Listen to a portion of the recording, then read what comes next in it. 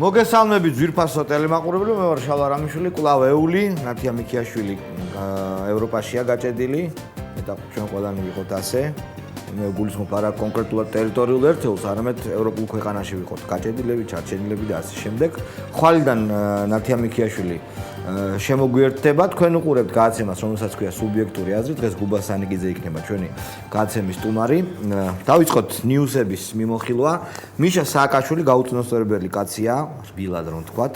ვაიშენს პატრონს, ასე მოიხსენია მან ხელოვნებაცოდნე თამარა ამაშუკელი, ფერად ჟურნალად მოიხსენია მან შოკოლადი, აი შავთეთრი ჟურნალი რომელია, მე არ მახსოვს, შავთეთრი ჟურნალები არსებობდა თუ არა. ალბათ სადღაც ტიპოგრაფიის გარიჟაზე არსებობდა ასეთი ჟურნალები, მაგრამ ამდენს მე მახსოვს, თითქმის ყველა ჟურნალი არის ფერადი. ასია თუ ისე, თამარა ამაშუკელს ჰქონდა ასეთი უბედურება, დაემართა ასეთი უბედურება, რომ ვერ დაინახა განახლებული, აშენებული საქართველო და პრეზიდენტმა მას ვაიშენ პატრონსო უთხრა და მას უწოდა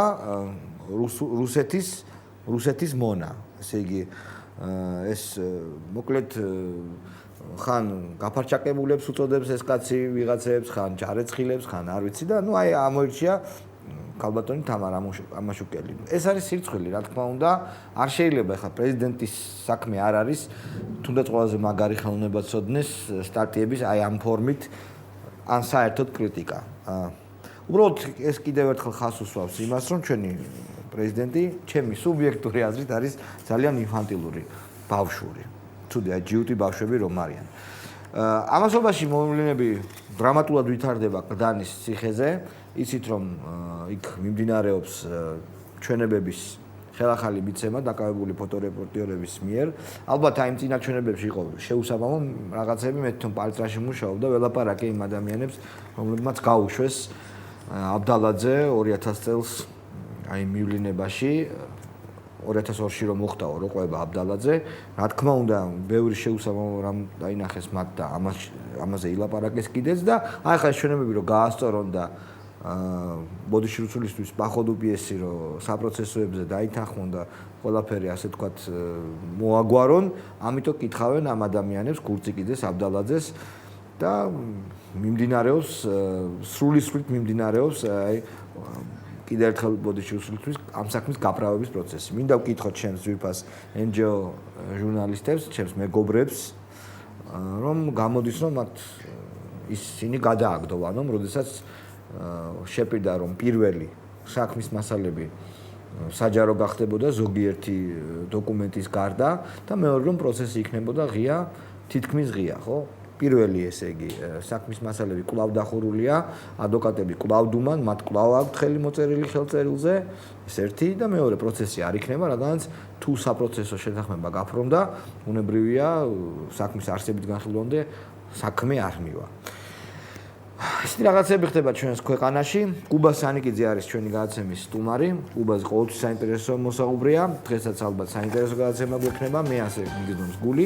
ამიტომ ბევრს აღარ გავაგზელებ და თხოვ გუბას შემოვიდეს სტუდიაში. ცოტა ხნით შემდეგ გუბაზე შემოგვიერთდება.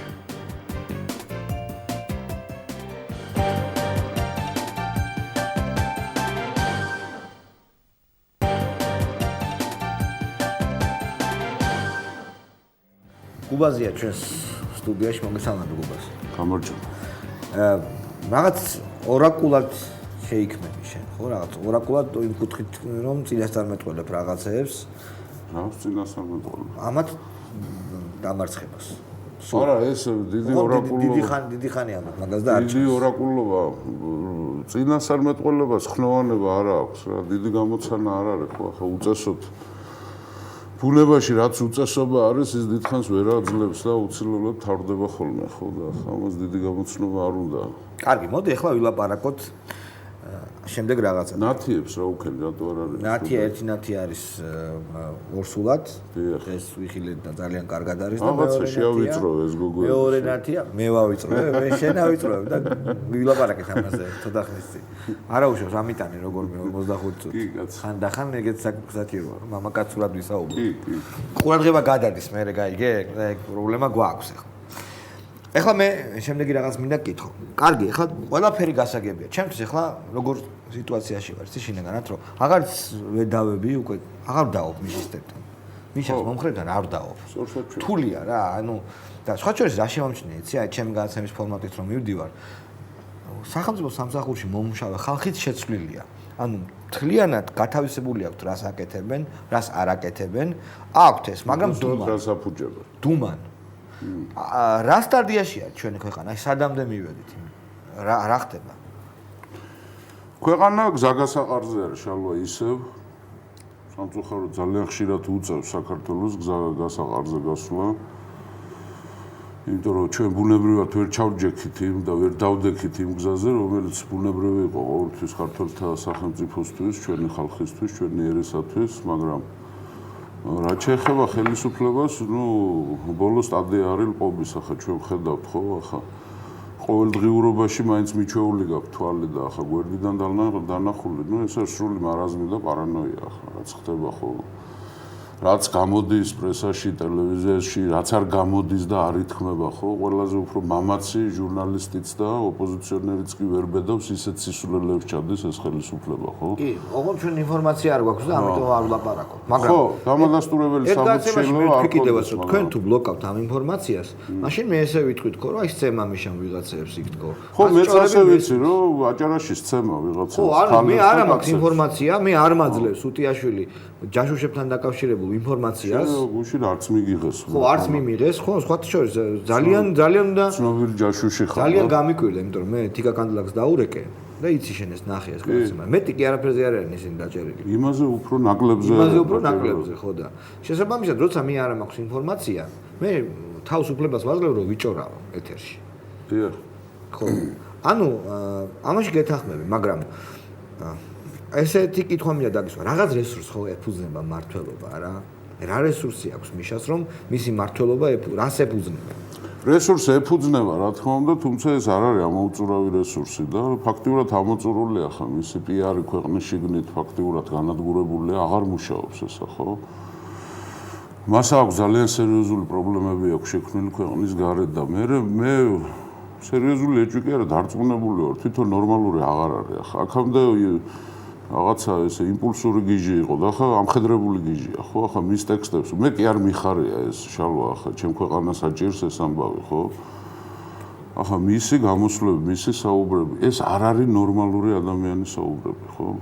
აქ ახლა კულტურაზე, ძდილობაზე, განათლებაზეც აღარ არის ლაპარაკი. მე აღვნიშნე კიდეც, აი, ხელოვნებაცოდნე გოგოა ის კანტონი თამარ გოგოლაშვილი. ასე რჩოდა ხო, არა, ყველას ძულს, ახლა მას მიზანთროპია აქვს მოწოლილი აშკარად, იმიტომ რომ კაცობრიობა როგორ ვერ ხვდება მის. ეს ყველა გიჟის ეს არის რუსეთის მიერ ჩამოყალიბებული მონის კლასიკური ტიპი.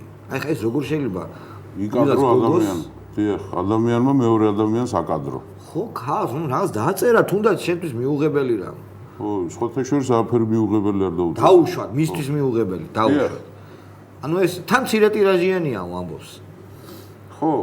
ანუ ეს ბათუმი რაღაც მტკივნეული, ეს რაშია საქმე? რატომ აქვს ბათუმი დიაფიქსად ქცეული? საინტერესო. შალვა, მე მაქვს ასეთი მოსაზრება, რომ ყველანი ჩვენი ბავშვობიდან მოვდივართ რა. ეს ახლა ჩემი მოსაზრებაც არ არის, ეს ხანგრძლივად შესწავლილი და თითქმის დადასტურებული არის, რომ ყველა ჩვენი ფობიები, შიშები, რაღაც კომპლექსები ჩვენი ბავშვობიდან მოდის ახლა, ხო? ისევ როგორც მე როგორც მახსოვს ჩემი თავი ბავშვობაში, ისეთი ვარ, უბრალოდ გავიზარდე და გამოცდილება შევიძინე და რაღაც ოდნა შევიძინე, თო მე რასაც ქვია, ხო, ისავა რაც მაშინ ვიყავ. როგორც ჩანს, მას ჰქონდა ძალიან სერიოზული პრობლემები და პრობლემური ბავშვობა ჰქონდა, როგორც ჩანს და ეს იმის შედეგები არის ახლა. ბრჭყვიალა უყვარს ძალიან, ხო, ვატყობ ჩვენ. ბათუმსაც ეთყობა, ხო, ეს პლანები მრავალფერადად არის. ბრჭყვიალი ქართული გემოვნებისთვის დამახასიათებელი არ არის, უფრო ის ჩვენი სამხრეთიდან მოსაზღვრე ქვეყნების აზიის დამახასიათებელი გემოვნება არის. ახლა ქართველებს ბრჭყვიალა არ გვიყვარს ჩვენ, ხო? ზიზილ-პიპილოს ვეძახით, ხო, ამას, ხო? რაღაცა ბრჭყვიალები უყვარს, სათამაშოები უყვარს, გართობა უყვარს ძალიან. მაგრად უყვარს კი ეს. ძალიან უყვარს, ხო, კარუსელები უყვარს. პარკები და რაღაცები. აი ჩვენი ეს ანძა, ხო, სხვადასხვანაირად ანათებს, ბრჭყვიალებს. არა, ზოგს მოსწონს. ჩხიკვის გემოვნება აქვს რა. რისი? ჩხიკმა იცი, ბრჭყვიალა რაც არის, იმას იპარავს. კაჭკაჭი. ხო, კაჭკაჭი და ჩხიკვიც, ხო, უფრო კაჭკაჭი, ხო, მართალი ხო. ხო, ხო და ნუ გემოვნებაზე ახლა არ დაობენ ხოლმე ასე ამბობენ მაგრამ ახლა არის გემოვნებაც არ და არის გემოვნება რომელიც ადაო არის ახლა რა ახლა თბილისი არ არის ქართული ქალაქები არ არის ვისოტკების კულტურა არ აქვს ჩვენ რაღაცა ხო ძალიან ბევრი ქალაქია სადაც საერთოდ არ არის ევროპა საერთოდ სამხრეთ ევროპა განსაკუთრებითერიდება ამას რა ხო ჩვენ გრანდიოზულობის შემქმნელი კულტურა არა ვართ ქართული ცივილიზაცია არ იცნობს არანაირ გრანდიოზულ შენობას იმიტომ რომ არ ვიყავით ჩვენ მიდრეკილი ამის არც პირამიდები არც რესურსი გქონდა არც რესურსი და არც გემოვნებაში არ აგრარული ქვეყანაა არა ჩვენ რა თქმა უნდა ჩვენ ცნობიერება მიწათმოქმედებასთან ბუნებასთან შეიძლება აი ამ გრანდიოზულ რაღაცას ფოლკლორში აზიაშიც კი ახლა ელინისტურ სამყაროს თუ გამოვიწყოთ გრანდიოზულობას არ მისდევდნენ მანდა ქრისტიანობისთვისაც არაა დამახასიათებელი გრანდიოზულობა ამ რელიგია არა პაპო ცეზარიზმა თავის ხო მაგრამ ახლა პირამიდა და ჩინეთის კედელი არაუშენებიათ იმათ ხო რომელიც ახლა ჩინეთის კედელი კოსმოსიდან ჩანს საერთოდ ხო ნუ არ საჭიროება იყოს ხო აი ძალიან ხშირად ახლა აი რეკლამები რო გადის ჩვენთან ეს მარტო მიშას გემოვნება არ არის როგორც ჩანს ვიღაცებიც აუყევით ჩვენ ამ საქმე გრანდიოზული ფასდაკლება ვიღაცა გამოაცხადებს თქვათ რეკლამა გრანდიოზული შოუ ხო, ნუ გრანდიოზული ისე გაწყალდა ჩვენთან ეს სიტყვა და გაუფასურებდა. გრანდიოზული თავბრუდანხო აი ეს რაღაცა გრანდიოზული, აი რუსეთს ეჯიბრება ახლა ხო, იმ პუტინს ეჯიბრება, რომ იმაზე უფრო მაღალი სახლები უნდა ავაშო, ისიც ეჯიბრება, არც ის არ აკლებს. ხო. და ჩვენ ამის მსხვერპლი ვართ ახლა ბათუმი მე არ ბათუმი თავისი გემოვნებით ახლა შეიძლება ესეც სადაო იყოს. ეს არის თურქული პროვინციული ქალაქი. და თვითონ დიახ უკვე და ბათუმი უკვე თურქეთია. აჭარა ჩააბარა თურქეთს.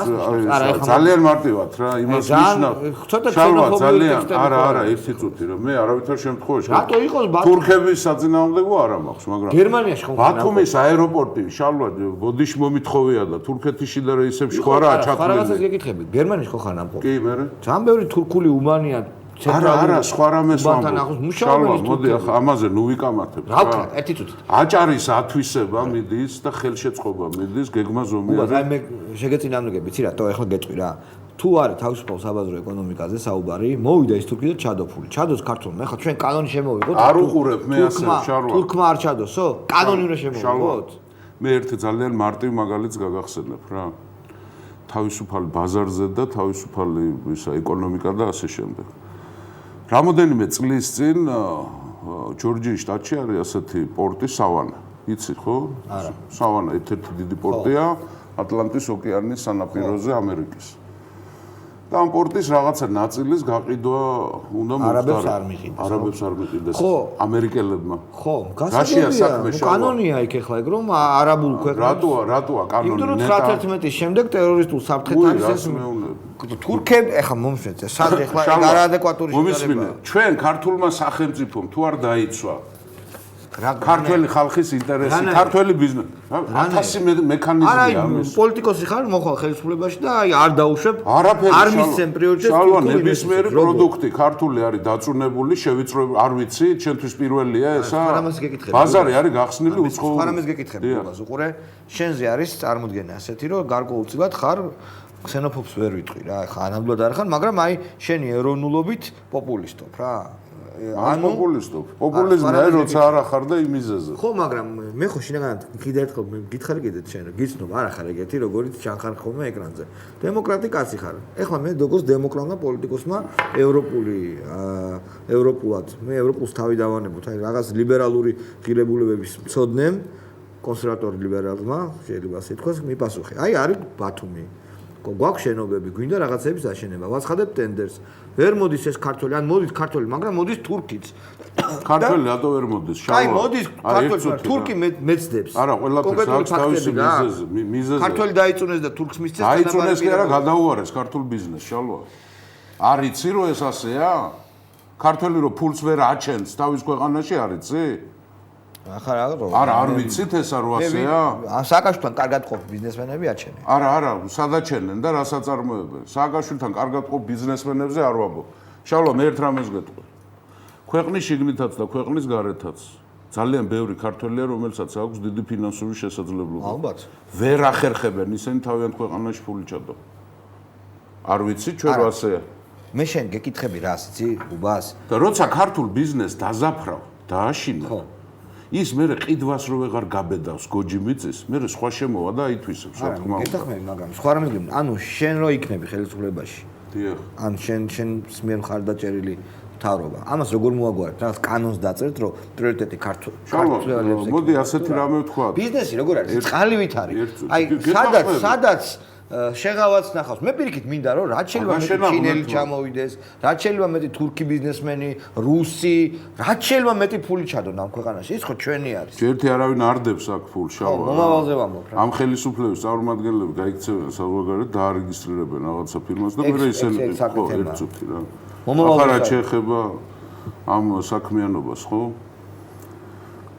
საქართველოში რაც კი გაიყიდა გაყიდული რაც არის ხო ტენდერები ჩატარდა ვითომ და რაღაცა უმეტესი მათთაგანი არის დარღვევებით გაყიდული შალვა შენ როგორ გონია ესე თქვენ გადახედავთ უნდა გადაისინჯოს რაც დარღვევითაა გაყიდული აბა როგორ შალვა მე თქვენ ვერასოდეს ვერ მიიღებ არა რას ვერ ერთი წუთი შალვა დარღვევა უნდა ერთი წუთი შენ ხო სამართლიანობისთვის მებრძოლი რაინდი ხარ მებრძოლი ერთი წუთი არა ერთი წუთი ხო? ეგ არის ცუდი რაღაცა თქვენ. შალვა, ერთი წუთი, რა ვთქვი, ცუდი. იმიტომ რომ არ მოწონს პრივატიზაციის გადახედვა და საერთოდ რას ლაპარაკობ შალვა და შენ გონია ეს ასე დარჩება?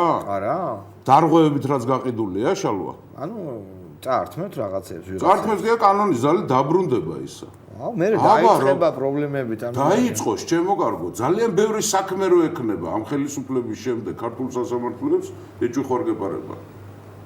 მე ხო არ ვამბობ ყველაფერი დაბრუნდება თქვა, მაგრამ მნიშვნელოვანი ნაწილი არის დარღვევებით გაყიდული. და წართმევთ ფლობელებს იმ. წართმევა რას ქვია? ჩამოართმევს.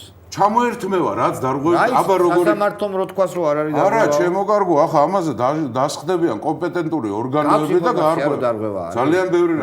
ფოთის სპორტი 90 მილიონი ღირს, შალვა. როგორ წარმოგიდგენი? არა, ღირს. არ ვიცი ახლა იქ რა აქტივებია. არა. 90 მილიონად გაიყიდა ფოთის სპორტი. მეტი ღირდა?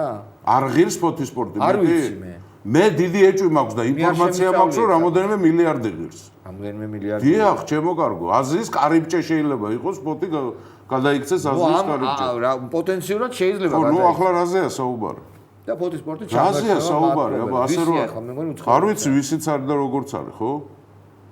ნებისმიერი აუდიტი, საერთაშორისო ბანკები არსებობს, ხო? ჩამოვიდნენ შეაფასონ რა ღირს და როგორ ღირს. აბა როგორ იქნება, შალვა? ხელისუფლების ცვლილება რა არის, რომ მიშაწავა და გუბაზი მოვა და მეტი არაფერი არ შეიცვლება? შენ თუ გახსოვს, თუ როგორ იქნება? ეს ხელისუფლება რომ მოვიდა, რაღაცნაირი მორატორიუმიც გამოაცხადეს, უბრალოდ ამნისტია გამოაცხადეს დარღვევებზე, ფინანსურ დარღვევებზე 2004-ში. მე მგონი რომ აი ეს გადახედვები საკუთრების ფლობელთა გადახედვები ზოგადად პრობლემებს შექმნის რა. შალვა, ჩემო კარგო, ლუკმა პური ამოართვეს ხალხს პირიდან და გადაიფორმეს. და შენ გონია რომ ეს ასე იქნება. სამართლიანი და სამართლებრივი სახელმწიფო ხო გინდა შენ? კი, როგორ არის? სამართალმა პური უნდა ჭამოს თუ დიეტაზე უნდა იყოს სამართალი საქართველოში. სამართალმა პური უნდა ჭამოს. ხო და მორჩა დაგათავდა. მე კი არ წავართმევ ვინმეს. გაირკვევა, დადასტურდება, ხელშეკრულებები გადაიხედება. და იმის მიხედვით, ჩალო, აბა როგორ იქნება? აბა სხვას როგორ წარმოუდგენია? ნეტა რომელიმე პარტიას როგორ წარმოუდგენია სხვას? ამაზე ცოტა ფრთხილობენ ამაზე. არა, ნუ ახლა ვისაც უნდა და მე რამე სისულელეს ვლაპარაკობ თუ რაღაცა სოფლიოს არაფერ შუაში მემარცხენეობა აქ არ არის. პირიქით მემარჯვენეობა ესა, თუ იმეს აინტერესებს. მე ნაციონალიზაციას კი არ ვაპირებ იმისას. აბა? არაფერი ის ქონებაში. ხო და გაიყიდება წესიერად. ხო და ქართველები გამოაჩენენ ფულს და ქართველები იყიდიან. არა, აი ეს არ მომწონს. შენ როგორ წარმოგიდგენი? ისინი იყიდიან. ეგ არა. ვინ შეიძლება წესიერად მოხდება ეს ყველაფერი? ასე იქნება, აბა რა. ინვესტიციები რო უნდა შემოვიდეს. ეროვნულად ქართველი ბიზნესმენი იყიდეს. არა, ჩემო კარგო ახლა შალვა მე ეს არ მითქვამს, ჩემო კარგო, შენ თანაც ხო იცია რა. წესიერად რაც იქნება, ისე იქნება. წესის და რიგის დაცვით. და არა ქვეყნის ძარცვით. კარგით, ეხლა მივлапარაკოთ იმაზე რა იქნება. ეს რო ცუდია, მაგას მე მგონი კიდევ ერთხელ აღარ დავუქმეთქი ვიღაცებთან, რო იძახიან რომ როგორ არა, კარგი რაღაცებს აკეთებს და ასე შემდეგ, მიშა, ნუ უკვე ხვდები რა შეწარ საქმე და თავს ვანებ. ცუდია, შევთანხმდით მე და შენ. ყოველ შემთხვევაში და ბევრი ჩვენი ტელემაყურებელი. რა ვქნათ, როგორ გაუშვათ? ეს არის როგორი კითხვა, დომოკლეს მახვილია რა. დაახლოებით იცი რა არ მინდა რომ ეს კითხვა როგორ გაუშვათ, გვეშველება რამე ეგეთი კითხვა რო იყოს, აი იმის სახე რომ მიიღოს. ანუ რაღაც უკვე გაცვეთილი, უკვე რიტორიკული კითხვის სახე. მართლა როგორ გაუშვათ? რა გავაკეთოთ? შალვა ძალიან მარტივად მე არ მინდოდა აქამდე მოსულიყო საქმე, მაგრამ მარტო ჩემს სურვილზე არ არის ეს ამბავი, ხო? და თუნდაც გარკვეული ადამიანების ჯგუფის სურვილზე, ხო? გაშვების ერთადერთი შანსი არის აგერ მოგვადგა უკვე არჩევნები. 2012-ში. 2012-ში მოგვადგა. ახლა აქ არის განწყობა ასეთი, ხო? ვინც სააკაშვილის მომხრე არის, ისინი ცოტანი არიან, მაგრამ ძალიან ორგანიზებულები არიან. ბევრი ფული აქვს. ფულსაც დავანებოთ, თავი ორგანიზება განსაზღვრავს მაინც ამას, ყველაფერს. და ვინც უკმაყოფილონი ვართ ამ ხელისუფლებით და ვინც თვლით, ხო, დაქსაქსულები ვართ და ის არაორგანიზებულობა არის მთავარი ჩვენი მტერი და მთავარი ჩვენი ხელისშემშლელი, რომ ამ ხელისუფლებას ორგანიზებული წინააღმდეგობა გაუწიოთ და გაუშვათ. ძალიან ბევრი მიმართულება არის ახლა იგივე არასამთავრობო სექტორში, იგივე სამოქალაქო საზოგადოებაში, პოლიტიკურ სპექტრში, სხვადასხვა მოთხოვნები გვაქვს, სხვადასხვა პრიორიტეტები გვაქვს არჩეული, ხო, მაგრამ ამის ყველაფრის ერთი მიმართულებით გაერთიანება უნდა მოხდეს. ეს არის არჩევნებით ეს ხელისუფლება უნდა გაუშვა და მე ვარ ღრმად დარწმუნებული, რომ ეს შესაძლებელია. უფრო მეტი შესაძლებლობა აქვს ამას, ვიდრე შეუძლებლობა რა. მაგრამ ამას ჭირდება რამოდენიმე საკითხის გადაწყვეტა. ეს გარემო ერთ-ერთი შემადგენელი ნაწილია, მაგრამ მაინც აქ ყოველგვარი გადაჭარბების გარეშე ვიტყოდი, რომ უნდა მოხდეს კონსოლიდირება პოლიტიკური სპექტრის და სამოქალაქო საზოგადოების. კონსოლიდირებაო რო იძახი. ეგრე არ არის კუბაში. კონსოლიდირება ხდება ერთი ძლიერი ცენტრის გარშემო, ხო? ისე რომ აი ფაქტი დაიდოს, რომ აი ჩვენ კონსოლიდაცია მოახდინოთ, მე რეიწყება უკვე საუბარი, რომ კარგი მოახდინეთ და მე მიდის მოუკლავი დათვის ტყავის განაწილება რა და აი ეს ყოველთვის პრობლემებს აჩენს. გარდა ამისა, უყურე, აი მე მაქვს ამბიცია, რომ მე ვიცი ბევრი რამ. ამ დროს მოდის მეორე კაცი, რომელსაც უნდა ასევე საქმის კეთება, ხელისუფლებაში მოსვლა და არის ეს მითიური თეზა, რომ აუცილებლად უნდა გავერთიანდეთ და ეს გვაწუხებს და ამიტომ ერთიანება რის გარშემო, თუ ვის გარშემო? აქამდე სულ არა, ამას პრინციპული მნიშვნელობა აქვს. აქამდე სულ ლაპარაკობდით ვის გარშემო გავერთიანდეთ, ხო? ეხლა რის გარშემო? ახლა რის გარშემო? რის გარშემო უნდა გავერთიანდეთ? დემოკრატია, სამართლიანობა. აგერ ხო ვნახეთ ჩვენთვის საუკეთესო გაკვეთილები მივიღეთ ჩვენ ახლო აღმოსავლეთიდან. კიდევ გავიმეორებ, როგორ ჩანს ეს ყოველთვის უნდა იმეორო კაცმა. ეგვიპტური შემთხვევა. მოსახლეობა იქ ქუჩაში გამოიყვანეს სასულიერო პირებმა, მოლებმა. მე იმას კი არ ვამბობ, არა, სხვა რამეს ვამბობ. მე იმას კი არ ვამბობ, რომ აქ მღვდლებმა და მამავებმა უნდა გამოიყვანონ. არა. იქ ისლამს თავისი წესები აქვს და სპეციფიკა აქვს. ახლა ამაზე შორს არ წავალ, ძალიან ორგანიზებული და ძალიან დარაზმული არის. ხო, უმა, ისლამური უმა, ანუ ხალხი, ხო, ძალიან ეს არის და მეჩეთი განსაზღვრავს ბევრ რამეს. ფარისეულური რაღაცები ნაკლებია. ხო, ძალიან შეკრული და სხვათა შორის შიდა დემოკრატიით გამოირჩევა ისლამი ამ თვალსაზრისით, ხო? მექაში საუდის არაბეთის მეფე და ვიღაცა ერიტრეელი ტაქსის მძღოლი გვერდ-გვერდ ლოცულობს იქ. დაცვებით არ დადიან იქ იმაში. ხო, მეჩეთში. და მათ გამოუშვეს ხალხი, ოღონდ გააფრთხილეს მკაცრად. ძალიან ვამარტივებ ახლა პრიმიტიულად ხვები მე ამას, რომ არ იყვიროთ ალლაჰუ აკბარ. ალლაჰუ აკბარ. ხო, მწვანე დროში დემოკრატია, სამართალი. იძულებული გახადეს. მოდი შალვა მე ვიტყვი 4 თავისგან, 4 მუხლისგან შედგება წარმატების ფორმულა. ჩემთვის და ჩემი პოლიტიკური ორგანიზაციისთვის ახლა მე შეიძლება სხვა მარგაიზიაროს. წარმატებისთვის რა არის თავარი? პირველი, სწორი მოთხოვნა. ერთი, სწორი მოთხოვნა. მეორე, ამ სწორი მოთხოვნის მხარდაჭერა ქვეყნის გარედან. ეს ფაქტორია, ხო? 200,000, 300,000 გამოვედით, არ გქონდა მხარდაჭერა ქვეყნის გარეთ და მივიღეთ არაფერი, 0 მივიღეთ. მესამე, პოლიტიკური პარტიების გარკვეული ნაწილის მე გეთანხმები, რომ ყველა არ უნდა გაერთიანდეს, ვერც გამოვა და არცაა საჭირო მე რომ მკითხოთ, რამოდენიმე ფრონტი ჯობია, ხო? პოლიტიკური სპექტრის გარკვეული ნაწილის კონსოლიდირება ამ სწორი მოთხოვნის გარშემო და შემდეგ პოლიტიკური ალტერნატივის გაჩენა ამის ბაზაზე და მეოთხე ყველაზე მთავარი და უმთავრესი ეს არის სამოქალაქო მხარდაჭერა ამ სწორი მოთხოვნის. აი ესაა გამარჯვების ხო, მაგრამ ახლა უყურებ. შალვა უყურებ შენ აი ჟურნალისტების საკითხი ახლა. კი. ეს მასობრივი არ ყოფილა, არ გაგიკეთებიათ თქვენ არაფერი. აქ მოდი ვთქვათ, აქ რამოდენიმე ათეული, ძალიან გავკადნიერდები და ვიტყვი რამოდენიმე ასეული ჟურნალისტის კონსოლიდირება მოხდა. უმძიმესი შედეგები აქვს დასავლეთში.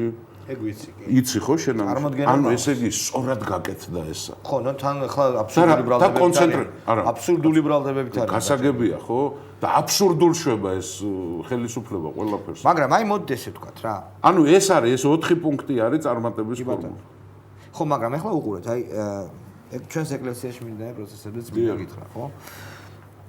იყო მოთხოვნა, იყო პროტესტი გამოხატული, უწმინდესმა თქვა, რომ ეს კანონი არის საქართველოსთვის დამღუპველი, ცუდი კანონია. ძალიან ბევრი ადამიანი გამოვიდა თბილისის ქუჩებში. მათ დროს მათ შორის გამოვიდა ისეთი ადამიანები, რომლებიც აი აქტიურად მრევლს არ განეკუთვნებიან. უბრალოდ აღაშფოთა უძლიერმა დამოკიდებულებამ. მათ შორის გამოვიდნენ ის ადამიანები, რომლებიც ხვდებოდნენ, რომ ეს კანონი პრინციპში ძალიან დიდი ზიანის როგორც თავისთავად კანონი კონკრეტულად ის კანონი ნებას ვერ მოუტანს, ხო? მაგრამ დამოკიდებულება აღიქოს როგორც რაღაც ტენდენციის დასაწყისი და ამიტომ გამოვიდა. მაგრამ შემდეგ იყო მოთხოვნა, რომ აი ეს ეშმაკეული პასპორტებიო გავაუქმოთ. ეს ყოველად წარმოუდგენელი ჩემთვის მოთხოვნა და ძალიან ბევრი ადამიანი უკვე მაშინ, უკვე ამ მოთხოვნისთანავე ჩამოშორდა პროცესებს. შემდეგ მოხდა ის, რაც მოხდა. რაღაცნაირად კონსენსუსს მიაღწია და ბევრი მორწმუნე, ბევრი მრევლის წევრი არ არის კმაყოფილი ახლა აი ამ შეთანხმებით, ხო? ამ დროს ჩვენ ვლაპარაკობთ იმაზე, რომ შეიძლება რაღაც პროცესების ამომწყები იყოს ეკლესია, ხო? ეგვიპტურთან ანალოგია რო ვიხმაროთ. არ მოხდება ჩემი აზრით ეს. არა, ეგვიპტურთან არ გავაკეთებდი მე ანალოგიას. ხო, მაგრამ აღმოჩნდა, რომ ინსტიტუცია, რომელიც არის ყველაზე მაღალი ჩვენ ამითი შეიძლება სხვა შედეგი მივიღოთ, პოზიტიური შედეგი. შალვა მეგეთყვით პირდაპირ ასახა. რაც შეეხება ამ კანონის მიღებას არ მიღება, შენ თვლი რომ არაფერი ცუდია. მე არ ვთვლი რომ ეს კანონი არის კარგი. მაგრამ არც ისე არ ვთვლი რომ ქვეყანა დაიქცევა, ამოვარდება, მაგრამ რა გარკვეული პრობლემები ექნება ქვეყანას ამ კანონისგან გამომდინარე და შემდეგ რაც თავარია ჩემთვის, ძალიან უადგილო დროს იქნა მიღებული ეს კანონი. მე ამას განვიხილავ ძალიან უადგილო დროს, შალვა ახლა ჩვენ ნაკლებ ანალიზი გვაქვს ჩვენ სამეზობლოში მიმდინარე პროცესებზე, თუმცა შენ კარგად იცი ძალიან, ეჭვი არ მეპარება რომ ჩვენ სამეზობლოში ძალიან იძაბება ვითარება იგივე სომხეთსა და აზერბაიჯანს შორის. მე გეგ დიდი ხანია. არა, ერთ წუთი, სხვა რამეს ვამბობ. მომეცი წუთ ნახევარი, არ შეგაწუხებ მეც. სომხეთის და აზერბაიჯანის პრეზიდენტების დონეზე გაკეთდა სამხედრო რიტორიკული განცხადებები. ეს არ იყო ახლა დაძაბულობა სომხეთს და აზერბაიჯანს შორის იყო სტაბილური დაძაბულობა იყო ეს. ინციდენტებიც ხდება. მაგრამ ომის საომარი მოქმედებები რაც შეწყდა, რამდენი წელია ხა 10 წელზე მეტია, ხო? მეტი, ხო. ასეთი განცხადებები არ ყოფილა სახელმწიფოს უმაღლესი რანგის ხელისუფლებისაგან. რომ აი ომი დაიწყება, აზერბაიჯანი ცალკე ამბობს, სომხეთი ცალკე ამბობს. მე არ ვამბობ, რომ ეს აუცილებლად ასე მოხდება, ღმერთმა დაგვიფაროს ჩვენც, სომხებიც და აზერბაიჯანელებიც, მაგრამ პოტენციაში არსებობს დიდი საფრთხე, რომ კავკასიაში დიდი ომი დაიწყოს. აზერბაიჯანს აქვს ძალიან დიდი არმია. ხო, სომხეთს გიუმრის სამხედრო ბაზა აქვს და იქ თურქეთის ფაქტორია, ირანის ფაქტორია, რუსეთის და დავანებოთ. მე ვამბობ, ძალიან დაძაბული ვითარებაა კავკასიაში. ძალიან და ქართველების პოზიცია აქ, მე ჩემი ღრმა რწმენით და ქართული ხელისუფლება ამითი უნდა იყოს დაკავებული პროვოკატორობით კი არა. ჩვენ უნდა ვიყოთ სტაბილურობის კუნძული უნდა ვიყოთ და ჩვენ ყველაფერი უნდა გავაკეთოთ, რომ ჩვენ ორ მეზობელს შორის სამხედრო კონფლიქტი არ მოხდეს, იმიტომ თუ მოხდა ეს სამხედრო კონფლიქტი. ჩვენს ძალიან ცუდ დღეში აღმოჩნდება. ცუდ დღეში კი არა, შემოვა რუსი. აუც საქართველოში შემოვა. ანუ ამ გავლით შემოვა. იმიტომ რომ სომხეთთან საზღვარი არა აქვს რუსეთს. ხო. და იძულებული იქნება რომ შემოვიდეს და რუსეთი ანუ გაიაროს. დიახ, ჩემო კარგო რა. თუ ინმეს ეს კოშმარული სიზმარი გონია, ეს კოშმარული სიზმარი არ არის. დიახ, რა თქმა უნდა. როგორ 2008 წელს საერთაშორისო თანამეგობრობა 2008 წელს აგვისტოს ომის დროს რუსეთმა ჩვენ გორში რო შემოვიდა და ეგრეთ წოდებული სამხრეთ რუსეთის საზღვრები რო გადმოლახა რამე შეეშალა თავისთვის არა მან მთელ მსოფლიოს აჩვენა აი მე შემიძლია თბილისი ავიღო ხო იძახით რომ ჟანგიანი ტანკები მყავს მოდით და მეომეთ არა არავინ არ ეომება ახლა ხო და გამარჯობა შენ და მით უმეტეს ჩემს პოზიციას ამყარებს ეს ხო ხო მაგრამ პრობლემები მოდი შეექმნა იმ ძალიან შორს წავედით ახლა გეოპოლიტიკურ სიტუაციას მე აპოკალიფტური კი არა მომხდარა ესა კავკასიაში და შეიძლება მოხდეს სამივე კავკასიურმა სახელმწიფომ შეიძლება დამოუკიდებლობა დაკარგოს სამივე კავკასიურმა სახელმწიფომ და რუსეთის თუ თურქეთის ვინ როგორ რანაირად ამას თავი დაუნე და ასეთ პერიოდში როცა მე იმასაც გეტყვი ახლა ამ კანონის ინიცირება მოდიოდა ყოველთა სომეხთა კათოლიკოსისგან ხო ახლა რელიგიური უმცირესობები ჩვენთან სხვაებიც იყვნენ მაგრამ ინიცირებას არ აკეთებდნენ ისინი პრობლემებს არ ქმნიდნენ ხო ცხადია არც მუსლიმური თემი და არც სხვა ტრადიციული თქვათ რელიგიები ხო მოხდა ინიცირება სომეხთა პატრიარქისაგან ხო იყო შეხვედრა ჩვენს პატრიარქსა და სომეხთა პატრიარქს შორის ჩემთვის და შენ გადაცემას ქვია სუბიექტური აზრი ამიტომ გავკადნიერდები და ვიტყვი ჩემთვის იყო აბსოლუტურად მიუღებელი ის ტონალობა რა ტონალობითაც ჩვენს პატრიარქს ესაუბრებოდა როგორ თავადაც მიხვდა საუბრობ სომხებს ჰქონდა ძალიან სწორი რეაქცია ძალიან სწორი და აფერულ მათ ხო ამის პროვოცირება მოხდა და საქართველოს პარლამენტმა ამ ორ პატრიარქს შორის როცა იყო ეს გაურკვევლობა ხშირად არის ხო გაურკვევლობის წამალი რა არის უნდა გადაიდოს და მერე იქნებ გაირკვეს ქართულმა ხელისუფლებამ და საქართველოს პრეზიდენტმა და საქართველოს საკანონმდებლო ორგანომ დაიჭირა ერთი მხარის პოზიცია და აბსოლუტური იგნორირება გაუკეთა ქართულ ეკლესიას შალვა ერთი რამე ვიცოდეთ და ყველამ უნდა ვიცოდეთ რა მაპატიოს ყველამ მაგრამ ვერავითარ შემთხვევაში საქართველოში ქართულ სამოციქულო ეკლესიას და სომხურ ავტოკეფალურ ეკლესიას ერთი და იგივე მდგომარეობა ვერ ეკნება. არა, ამაზე არც არის საუბარი. მორჩა და გათავდა. ეს არ არის არც არმენოფობიური განცხადება, არავითარ შემთხვევაში. ჩვენ გვაქვს ჩვენი საცხოვრისი ქართველებს 70,000 კვადრატული კილომეტრი, სადაც უნდა განვითარდეს ქართველი ეთნოსი, ქართული კულტურა, ქართული ცივილიზაცია, ქართული ხელოვნება და ასე შემდეგ. ამის განვითარებაში გადამწყვეტ როლს ყოველთვის მთელი ისტორიის განმავლობაში თამაშობდა ქართული მართლმადიდებელი ეკლესია. თუმცა ეს ახლა ეგრე ვერ იქნება, როგორც იყო ადრე. რა? გლობალიზაცია ადრე არც არაფერი არ ყოფილა. არა, მე გულისხმობ. შალვა სტატუსიც არ იყო.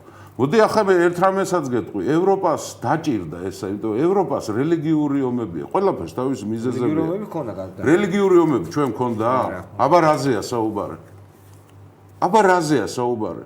დავით აღმაშენებელი რომ მუსლიმს და ებრაელს უფრო ნაკლებს აღთევებდა გადასახადს ვიდრე ქართლს. და ევროპისთვის ეს იცი როგორი უცხო იყო? კი, იმიტომ იქ იყო. ლამის მე-19 საუკუნემდე უცხო იყო, ჩემო კარგო ესა რა. გეტოები იყო, და იცი როგორ არის? ახლა მე ოროსანი მოწაფესავით დამსვა და ამ დროს აკადემიკოსი ვიყო ამ საქმეში, ეგრე არ გამოვა რა. არ გამოვა. ის პრობლემები, აი გეკითხები შალვა რა. ვამბობ ჩვენ რომ რელიგიას არ აქვს გადამწყვეტი მნიშვნელობა ევროპაში. თურქეთს რატო არ იღებენ ევროკავშირში? იქ ფუნდამენტალიზმის ეშა. არა, რომელი რას ლაპარაკობ? არავითარი ფუნდამენტალიზმი. პირდაპირ ვალერი ჟისკარ დ'ესტენი გამოვიდა ყოფილი პრეზიდენტი საფრანგეთის. თქვა, მიზეზს დაასახელა. თურქეთი არ არის ქრისტიანული სამყაროს ნაწილი. რა შეა საქმე? ანუ ევროპაში მხოლოდ ისა აქვს, რა ქვია, ფობია აქვს რამე თურქების ძულს? ხო, მაგრამ რა შეა საქმე? რატოა კათოლიკურ ეკლესიას მთელი განათლების სისტემა რო პოლონეთში ხელში უჭირავს? ინგლისში ანგლიკანურ ეკლესიას როგორი სტატუსი აქვს? შალვა. მეფე არის. ხო, მორჩა. სარწმუნოების მეურვე, დამცველი, გარანტორი. უფრო მეცაც გეტყვი. ეკლესიის მეთაური არის იქ მონარქი.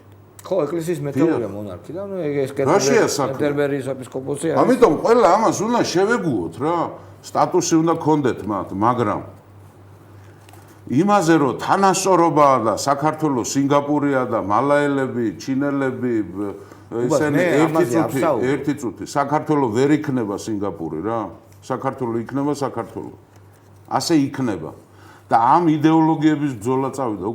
გუბა სანიკიძესა და მიხეილ სააკაშვილის შორის პირადი რამე, არაფერი პირადი, ჩემთვის არ დაუშავებია მიხეილ სააკაშვილის ღმერთია მოწამე.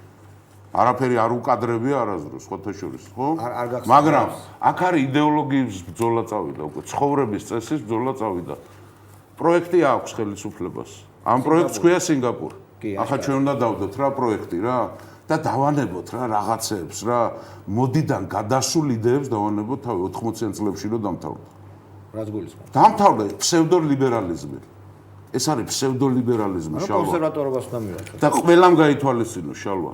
ამ ქვეყანაში და ნებისმიერ ქვეყანაში ეროვნული და რელიგიური უმრავლესობა თუ ბედნიერად ვერ იცხოვრებს, ვერც ერთი უმცირესობა, ვერც ეროვნული და ვერც რელიგიური ვერ იცხოვრობს კარგად. მორჩა და გათავდა, ხო? ბედნიერად გულისხმობ რას? წესიერად, ნორმალურად, უსაფრთხოდ. არა, გუბას, მაშინ მე შეგეკითხები რა. შალვა, მოდი თქვათ რა, მრევლი რო შეურაცხყოფილია ჩვენ ხო ვიცი. ამაზე ვსაუბრობ ჩვენ რა. ხო აი შენ იყავი იმ დღეს გადაცემა ქონდა და მრევლთან ქონდა ის ხალხი იცი რატო იყო ეკითხებოდი კანონი თუ წაგიკითხეო არ უნდა წაეკითხა იმათ ის კანონი არ ევალებათ და მათ დაინახეს ერთი რამე არ ევალება ყველა მოქალაქეს წაიკითხოს ყველა კანონი რომელსაც აპროტესტებს მათ დაინახეს არა სხვა რამეს აპროტესტებდნენ ისინი აპროტესტებდნენ ქართული მართლმადიდებელი ეკლესიის იგნორირებას რომელიც მდგომარეობდა იმაში რომ კანონი თუ არ შეეკითხეს საერთოდ და სხვათა შორის კანონი იქნა დარღვეული ამითი იმიტომ კონკორდატი ითვალისწინებდა ამას რომ შეთანხმება იცი მუსლიმურმა თემმა რა განცხადება გააკეთა ვინმე მიწის მუსლიმურმა თემმა დიდი მადლობა მათ ამისთვის გააკეთეს რომ ეს საკითხი უნდა იქნეს შეთანხმებული ქართულ სამოციქულო ეკლესიასთან ბუნებრივია მათ იციან ხო ჩაღმათ და დაადასტურეს მათ ამ ქვეყნის ერთგულება. გავიგე, მაგრამ მაგ სხვა ჩვენ მივიღეთ ერთი რამე, რითი დავიწყეთ. აი ამ იმითი კარგი რა გამოვიდა. აქამდე პოლიტიკაში მრევლი არ ერეოდა. ეხლა ჩაერევა. აცი ჩაერევა. როგორ ჩაერევა? არჩევნებში მრევლი მოვა უკვე. სააკაშვილის წინააღმდეგ მიცემს ხმას. დარწმუნებული ხარ? დარწმუნებული ვარ აბსოლუტურად. ანუ ეს რაღაც აგიტაციის შედეგად მოხდება. არა, აგიტაციის რა, ყველაფერი ზემოთაა ამოსული უკვე რა. ამოვიდა ყველაფერი ზემოთ. საქართველოს ყავს ანტიმართლმადიდებლური ხელისუფლება. რა თუნდა მას ბევრი საუბარი. კარგი, ეს შენი აზრია, ზუსტად. არა, ჩემი აზრი არ არის, ეს ასეა, შალვა. აი, გავიგე, მაგრამ რა ამტკიცებ ამას ახლა ანტიმართლმადებლური. რა დამტკიცება უნდა, ჩემო კარგო ამას. თუ საქართველოს ყავს ანტიმართლმადებლური ხელისუფლება, რატომ დუმს ამაზე ახლა ამ ეტაპზე ის ინსტიტუცია, დედა ეკლესია, რომელიც ქართული საქმე არ არის. გეკითხები, ერთი წუთი რა, ეს ჩემი საქმე არ არის. მე არ ვერევი საეკლესიო საკითხებს. აი, კარგი პოზიციაა, ჩემო კარგო. ჩემო კარგო, კარგი კი არა, სწორი პოზიცია და ასე. შენ თუ ასკვნი. რომის პაპზე დიდი კათოლიკი ხო არა? ერთი წუთი დაანებე რა იმას თავი. ეგ არის ძალიან მოძველებული რომის პაპზე უფრო კათოლიკი. მე ვარ ამ ქვეყნის მოქალაქე, ყველა ჩვენთაგანს ყოველ შემთხვევაში მე ასე მგონია. ნორმალური ადამიანი ცხოვრობს სასულიერო და საერო ცხოვრებით. საერო ცხოვრებაში ჩემი ქვეყანა არის ნანგრევებში და სასულიერო ცხოვრება რასაც ქვია, მე ვარ მართლმადიდებელი მრევლის წარმომადგენელი, ამ მიმართულებითაც ხელისუფლება ებრძვის. გავიგე, მაგრამ მორჩა და გათავდა. სინოდის გადაწყვეტილება და არ გადაწყვეტილება, ეს ჩემი საქმე არ არის. კარგია, ეგ გაეკეცი. აი, ეგ არ მომწონს ზუსტად სააკაშვილისგან, რომ იმათ საქმეებში რო ერევიან. მე არ ვერევი. რა გადაწყვეტი, მე გეტყვი, სინოდის გადაწყვეტილება იყო მცდელობა იმისა, რომ დიდი დაპირისპირება არ მოხდარიყო ქვეყანაში, მაგრამ მე მაქვს ჩემი მოსაზრება, ეს უკვე კერძო ჩემი მოსაზრება არის, ეს არ არის ჩემი პარტიის მოსაზრება, ეს ერთი კერძო პირის, რომ ეს არის გადადებული პარტია. ეს არ დამთავრდა ეს ამბავი, გადადებული პარტია არის ეს რა. რა იქნება, როგორ იქნება, ვნახოთ. მე ერთი რამე ვიცი, მე ის ვიცი საითკენ ვიქნებ და როგორ ვიქნებ. და ეს ხო და აი ამას გეკითხები სწორედ. გადადებული, არ გადადებული, ფაქტია რომ მე ესე მესმის. როდესაც რაიმე ინსტიტუცია საერო სფეროში იჭრებაო ვერ ვიტყვი, მაგრამ გამოხატავს მოსაზრებებს კანონზე, რომელიც უნდა მიიღოს პარლამენტთან, მიიღო. ეს იმას ნიშნავს, რომ რაღაც პოლიტიკაში შალვა, თანაზიანება ხო რა, შეიძლება? ასე მარტივად არ უნდა. მე არა ვარ იურისტი, ასე მარტივად არ არის როგორც შენავო, გეთანხმები მაგაში. მე არა ვარ იურისტი და იურიდიული ტერმინებით საუბარს ვერიდები, რაც არ ვიცი ხანდახან იმას ვერიდები ხოლმე. ჩემთვის ქართული სამოციქულო ეკლესია არ არის ინსტიტუცია. გაცილებით უფრო მეტი. კარგი. გავიგე, მაგრამ და მარტო ჩემთვის არ არის, ჩემში რო იყოს პრობლემა არ არის. მე ძალიან ბევრისთვის, ამ ქვეყნის მოქალაქისთვის, მრევლისათვის, ჩვენ რო ამ ტერმინებით ველაპარაკებით, ძალიან გაუგებარი ხდება მათთვის და გარკვეულწილად როდესაც ეუბნებიან გარკვეულწილად იკეტებიან უკვე ამ საკითხს. როდესაც ეუბნებიან რომ ეს არ არის ინსტიტუცია ქართული მართლმადიდებელი ეკლესია რელიგიური მოღვაწენი, რომ ეს კანონი არის საფრთხის შემცველი. შემდეგ ეს კანონი არ უქმდება. რაღაც კონსენსუსი ხდება. ეს რა არის? მაშინ როგორც ჩემზე კარგად გარკვეულ ადამიანს. მე გითხარი რაც არის. ეს არის მცდელობა სინოდის რომ კონფლიქტი არ წამოწყებულიყო ამასთან დაკავშირებით. და მაშინ რა გამოდის? ჩვენ სააკაშვილის ხასიათს ძალიან კარგად ვიცნობ. ნებისმიერ მსგავს სიტუაციაში ის პრეცედენტს გამოიყენებს ამას და მიაწვება ხო? და ამიტომ თქვი შალვა ზუსტად რა. შენში შეკითხვებზე უკვე პასუხი გაცე. ამიტომ თქვი რომ ეს კი არ დამთავრდა, გადადებული პარტიაა თქვა. ჩვენი გადაცემა ამით თავდება, ხვალ ნათიასთან ერთად სეზონსაც მორჩებით ძვირფასო ტელევიზია. რაღაცაშია შაგს საქმე ნათი არ ვარ და ის არ დღეს ჩემთან საუბარში. გაიჭერდა იქ პრაღაში გაიჭერდა. მაგარი ამბავი. მაგარი მე დასაჭერი ვარ. ამიტომ მე გემშვიდობებით, კარგად გზანდებოდეთ ხვალამდე.